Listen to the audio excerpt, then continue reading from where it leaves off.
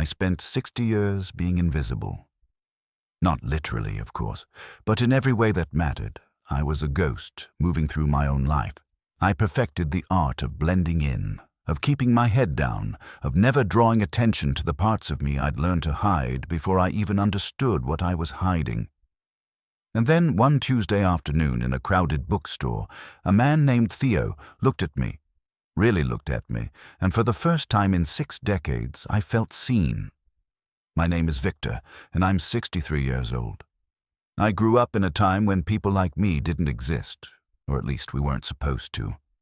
We learned early to recognize each other through coded glances and careful words, but mostly we learned to disappear.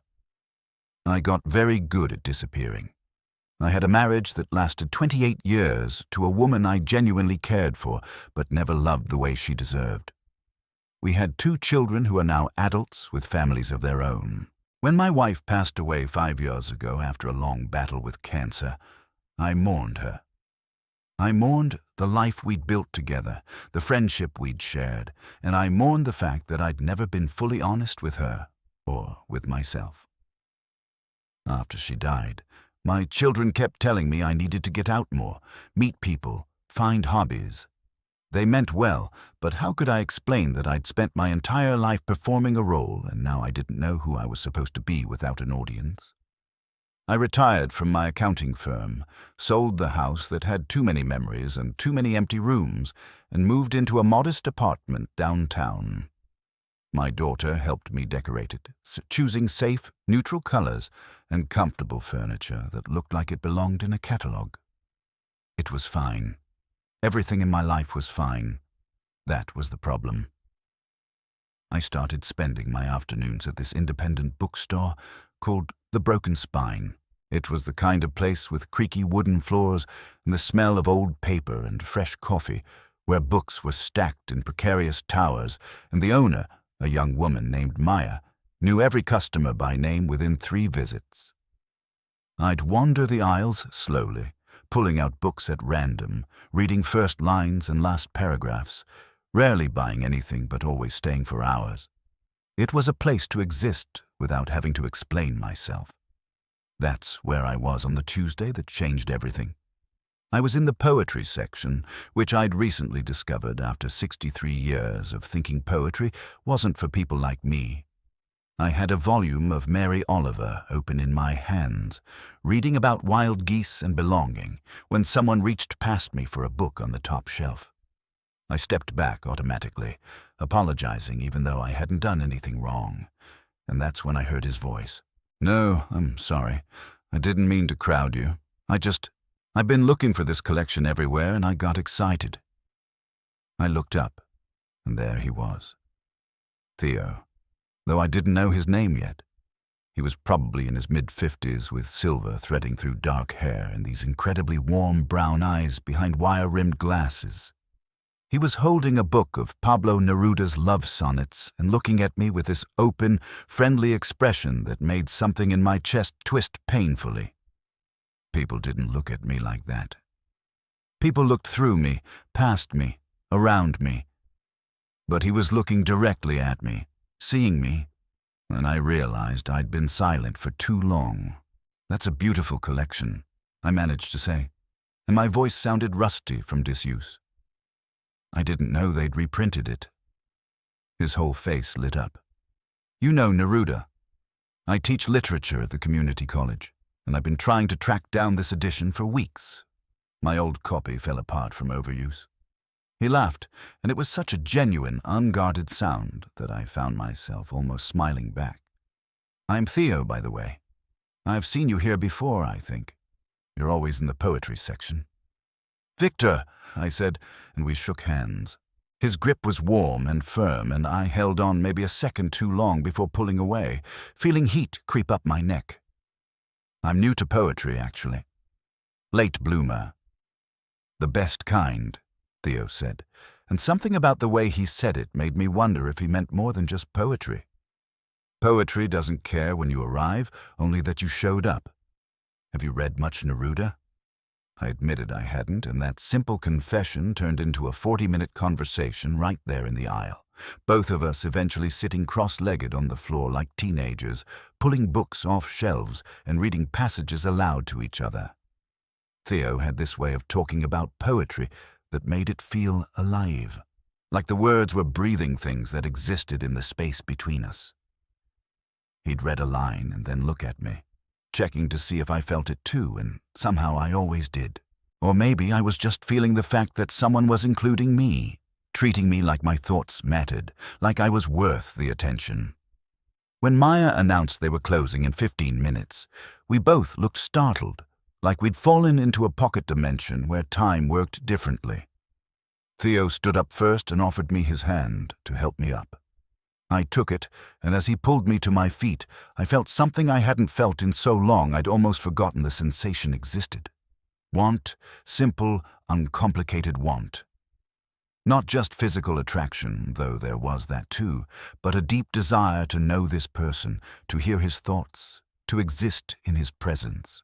"I come here most afternoons," I said as we walked toward the register together, the words tumbling out before I could second-guess them.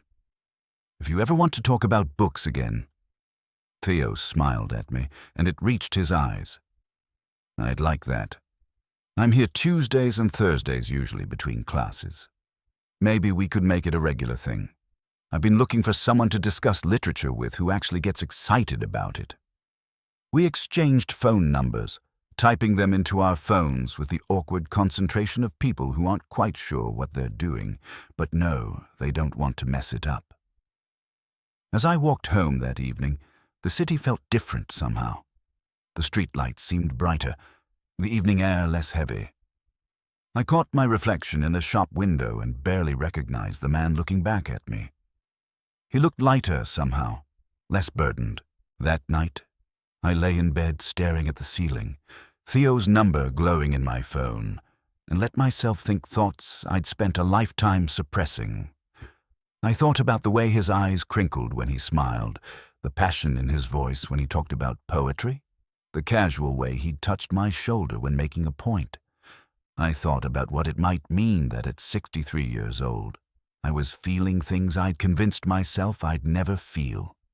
And for the first time in decades, instead of pushing those thoughts away, I let them stay.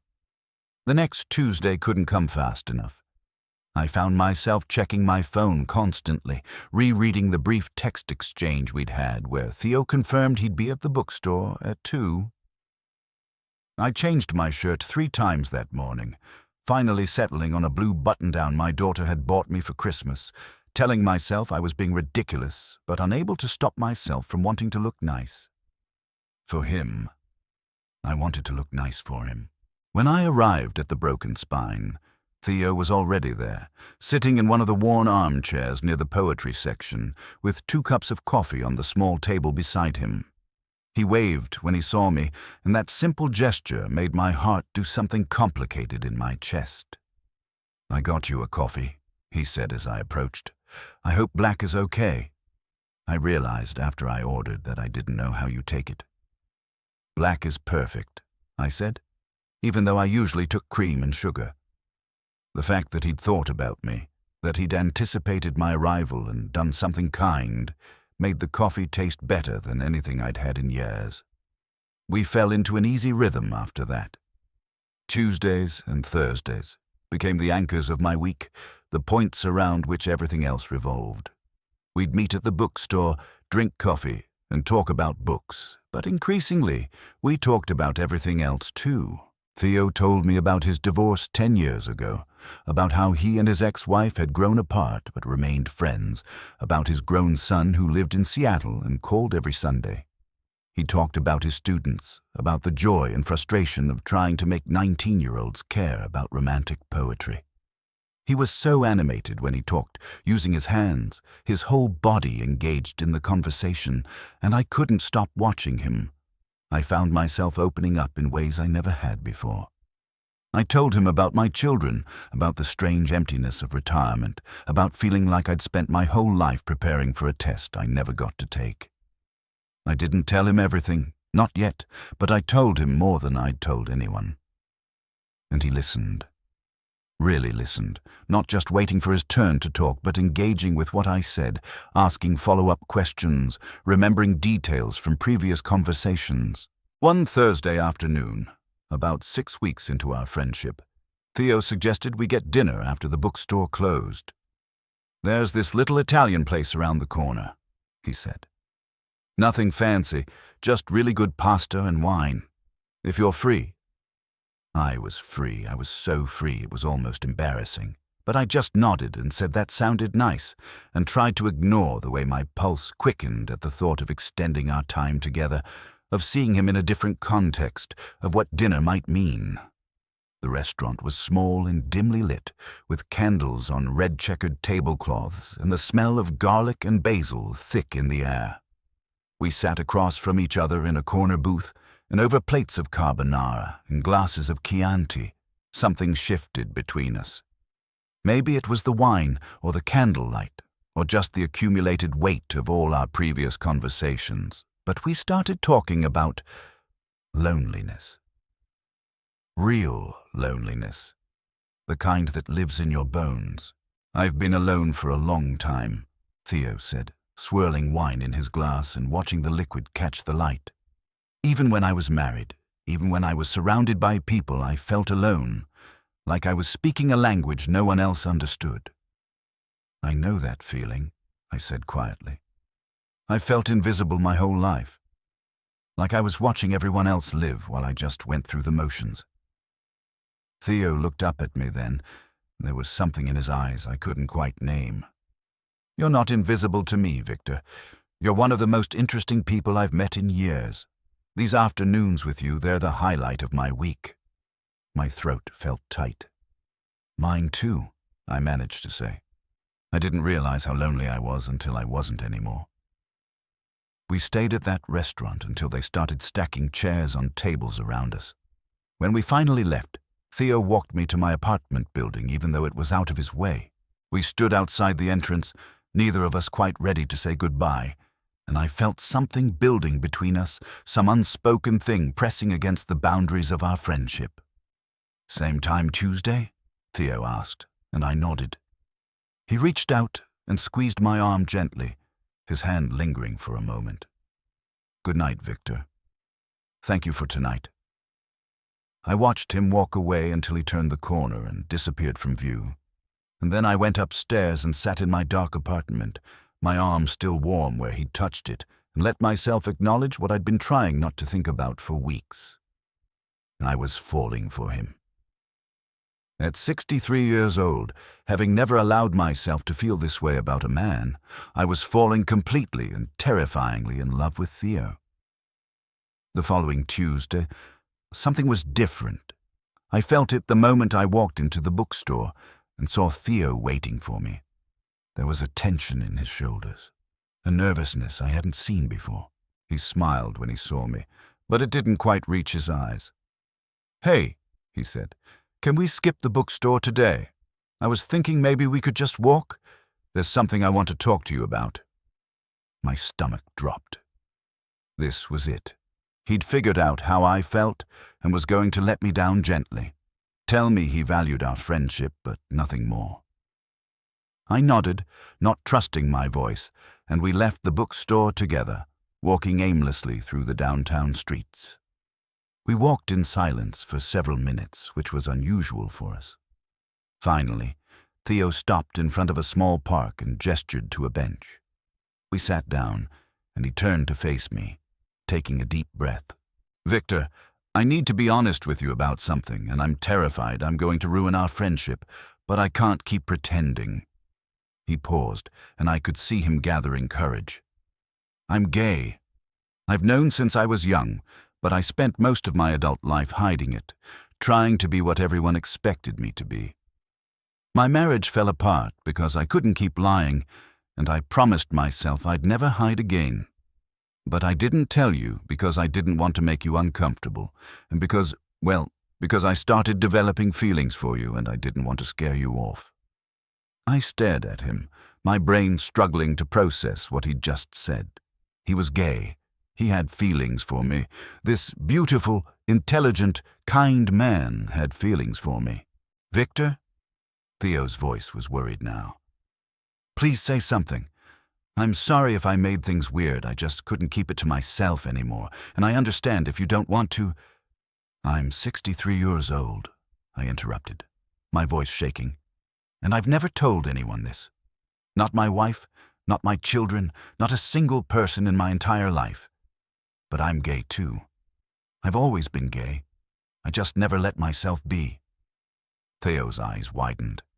Victor, I've been invisible for 60 years, I continued, the words pouring out now that I'd started. I've spent my whole life being what everyone needed me to be, hiding who I really was so completely that I almost forgot myself. And then you looked at me in that bookstore, really looked at me, and for the first time in my life, I felt seen. And these past few months with you, they've been the most real, most honest, most alive I've ever felt. And yes, I have feelings for you too. I'm terrified, and I have no idea what I'm doing, but I have very strong feelings for you. For a moment, we just looked at each other, both of us breathing hard like we'd run a marathon instead of just sitting on a park bench. Then Theo reached out and took my hand, lacing his fingers through mine, and I felt 60 years of hiding crack open like an egg.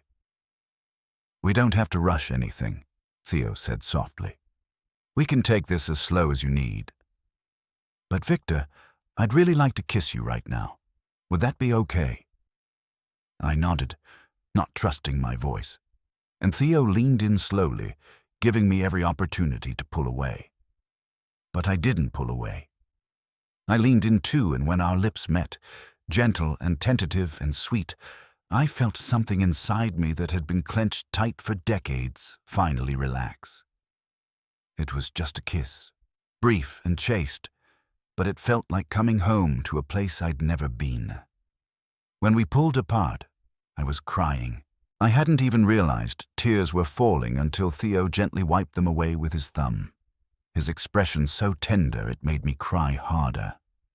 I'm sorry, I said, laughing through the tears. I don't know what's wrong with me. Nothing is wrong with you, Theo said firmly. You're perfect. You're brave and honest and perfect. We sat on that bench for a long time, holding hands, occasionally stealing soft kisses, talking about what this meant and what we wanted and how scared we both were. Theo told me about coming out to his family, about the friends he'd lost and the ones who'd stayed.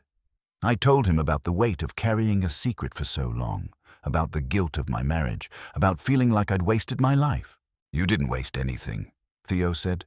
You survived. You did what you had to do to survive in a world that didn't make space for people like us. But Victor, you don't just have to survive anymore. You can live. We can live.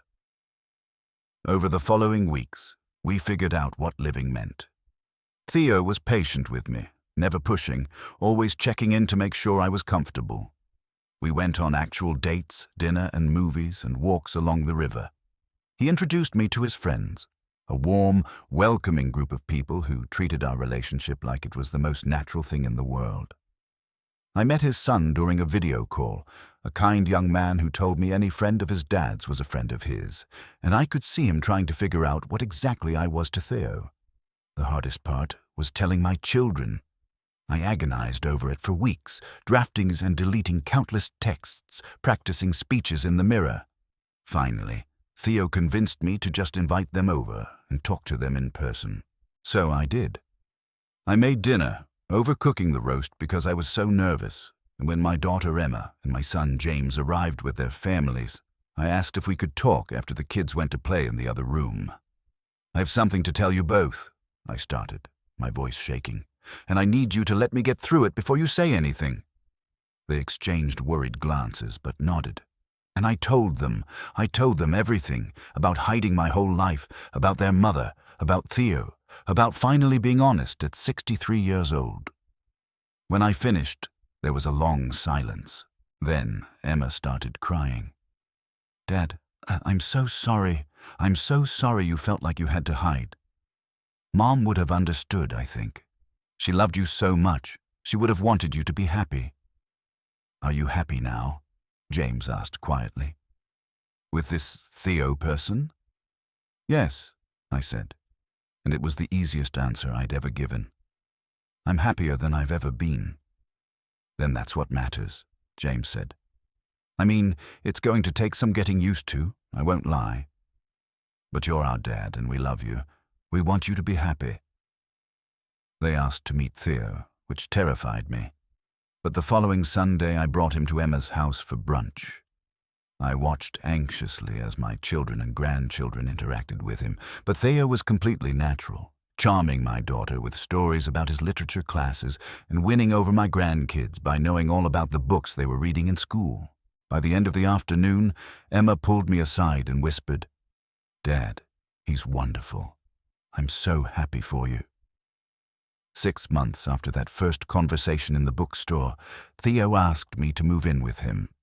We were lying in his bed, the morning light streaming through the windows, and he turned to me with that expression I'd come to love, the one that said he was about to say something important.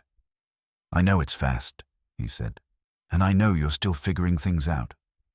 But Victor, I love you. I love you, and I want to wake up next to you every morning and fall asleep beside you every night. I want to build a life with you, whatever that looks like. What do you think?" I thought about my small apartment with its catalogue furniture, about the life I'd built there that had never quite felt like mine. I thought about Theo's house with its overflowing bookshelves and mismatched mugs and the way it felt like home every time I walked through the door. I thought about 60 years of being invisible and these past 6 months of being seen. "I think yes," I said. "I think absolutely yes." We got married the following spring in a small ceremony in Theo's backyard, surrounded by the people who loved us. Emma walked me down the aisle, crying happy tears. Theo's son flew in from Seattle to be his best man. Maya from the bookstore officiated, reading Mary Oliver and Pablo Neruda and making everyone laugh with stories about the 2 old men who fell in love in her poetry section. When Theo and I exchanged vows, promising to love and honor each other for whatever time we had left, I looked at this man who'd seen me when I was invisible, who'd loved me when I didn't know how to love myself, and I felt a peace I'd never known existed. I was 64 years old, and my life was finally beginning. Now 2 years later, I wake up every morning next to my husband. We drink coffee in bed and read poetry aloud to each other. We have Tuesday and Thursday afternoons at the bookstore, though now we hold hands while we browse. We host dinner parties and take weekend trips and do all the normal, boring, beautiful things that couples do.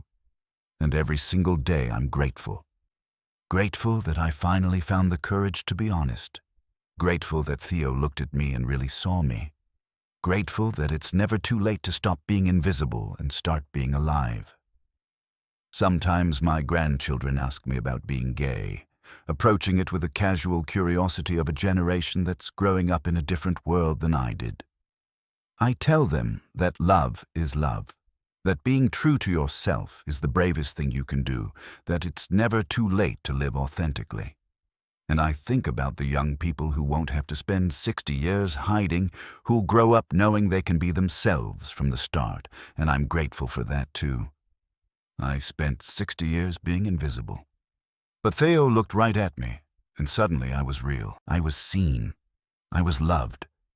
And I learned that no matter how long you've been hiding, no matter how many years you've spent being someone you're not, it's never too late to step into the light. It's never too late to be seen. It's never too late to love and be loved in return. Every morning I wake up next to Theo, and he opens his eyes and smiles at me, and I think, this is what I was waiting for.